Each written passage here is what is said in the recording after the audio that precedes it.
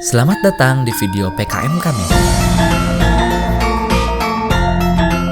Kami beranggotakan Firda Aziza, Ayu Amalia, Mutia Nur Fajar, Agus Suharja, dan juga Cindy Lukita dengan judul Peran Pemerintah dalam Pelestarian Kampung Adat Cirende.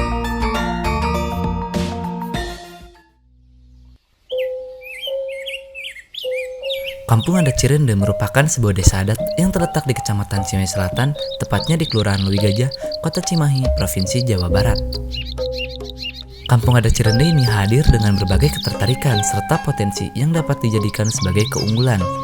Salah satunya adalah tradisi satu syuro dan makanan pokok masyarakatnya adalah singkong, yang sudah lama mengakar serta diwariskan oleh tetua adat terdahulu. Selain itu, Kampung Adat Cirende diketahui merupakan kampung yang sebagian warganya memeluk dan memegang teguh kepercayaan Sunda sampai saat ini loh. Terima kasih Sampurasun. Perkenalkan nama saya Jejat, mungkin wakil dari Paniten atau kalau istilah sekarang itu humas mungkin. Humas. Kalau misalkan sejak kapan atau apa gagasan apa dibentuknya kampung adat? Sebenarnya dari dulu sampai sekarang juga kita nggak punya jawaban untuk itu, kecuali sejarahnya.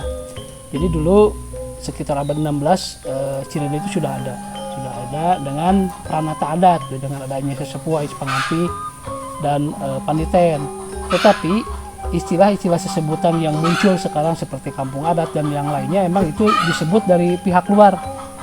Cirende itu bukan hanya disebut dengan kampung adat, dulu pernah ada istilah ADS, sebutan agama Jawa Sunda, sebutan Madraisme, dan semuanya itu berawal dari luar, termasuk penyebutan kampung adat di pasca reformasi. Jadi banyak orang datang sini akhirnya menyebut bahwa itu kampung adat. Tapi secara sejarah sekali lagi bahwa kami tidak banyak menemukan hasil tulisan orang tua, tapi lebih ke cerita turun temurun. Kenapa Cirende? Kenapa dinamakan kampung Cirende gitu? Orang tua selalu mengatakan bahwa kampung-kampung di wilayah Tatar Sunda itu selalu diawali dengan istilah Ci. Ci itu artinya air itu. Ci Rende. Jadi dulu di wilayah kampung Cirende, terutama di mata air itu banyak sekali populitas pohon rende. Makanya dinamakanlah kampung ini kampung Cirende. Nah, selain itu kampung Cirende juga mempunyai filosofi yang sangat dalam. Berawal dari istilah sarendek, saigal, sabobat, sapihanean. Dalam arti gotong royong. Jadi Cirende itu dibangun dengan gotong royong masyarakat.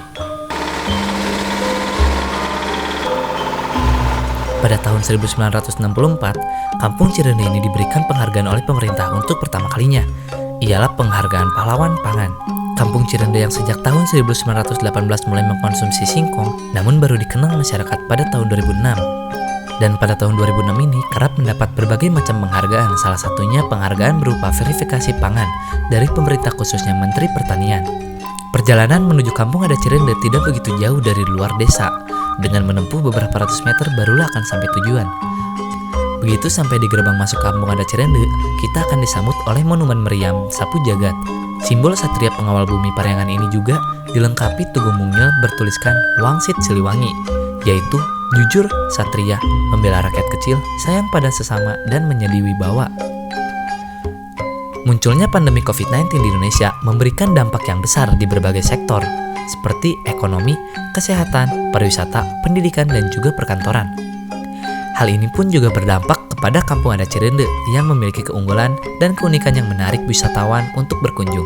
Walaupun 3 bulan awal pandemi COVID-19 melanda Kampung Adat Cirende, sempat mengalami dampak khususnya di sektor pariwisata, di mana tidak ada satupun wisatawan yang berkunjung, bahkan beberapa universitas atau institusi yang akan melakukan penelitian juga sempat ikut terhenti karena kondisi pandemi COVID-19. Namun hal ini tidak berlangsung lama, karena 3 bulan setelahnya, para wisatawan mulai berdatangan kembali dengan adanya protokol kesehatan yang disediakan di Kampung Adat Cirende. Keunikan dan keunggulan dari Kampung Adat Cirende juga terlihat dari perekonomian yang sama sekali tidak berdampak akibat adanya pandemi COVID-19. Namun saat ini kondisi berubah 180 derajat, di mana Kampung Adat Cirende tidak menerima tamu sama sekali.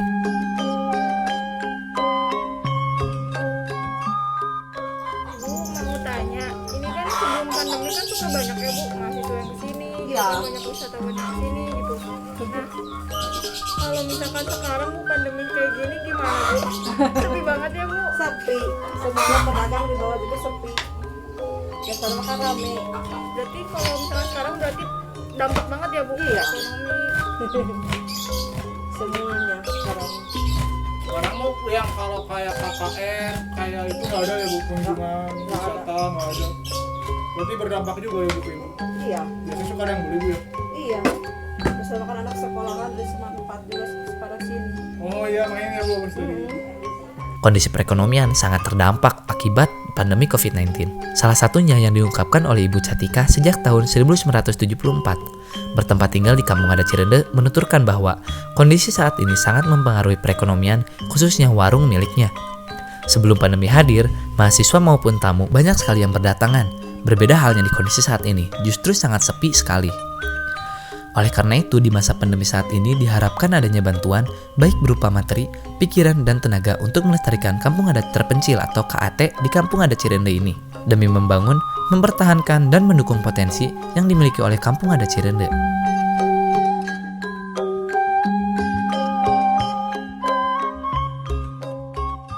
Alhamdulillah, campur tangan pemerintah ada. Ya, mungkin visinya juga kelihatan ya.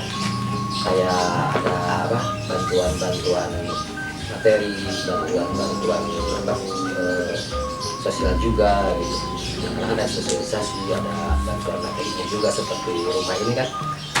Rumah panggung itu salah satu bentuk perhatian dari pemerintahan juga, itu langsung dari Kemensos. Nah, gitu. Juga emang diperhatikan. Kalau misalkan perguruan tinggi mungkin Perguruan tinggi paling penelitian ya. rekomendasi dari Kesbang gitu.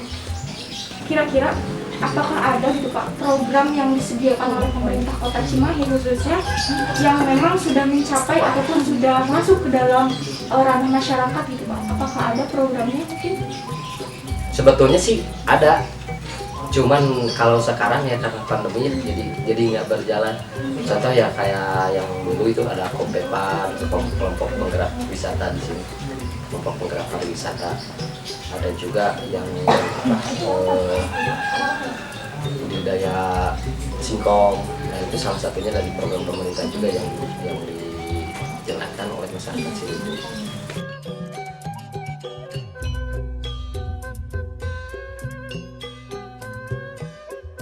Prioritas untuk pelestarian di desa wisata Cirende itu karena sudah di-branding dari dulu sebagai desa ketahanan pangan, makanya disebut Dewi Tapa Cirende. Jadi mempertahankan tradisi-tradisi yang sudah diwariskan oleh nenek moyangnya.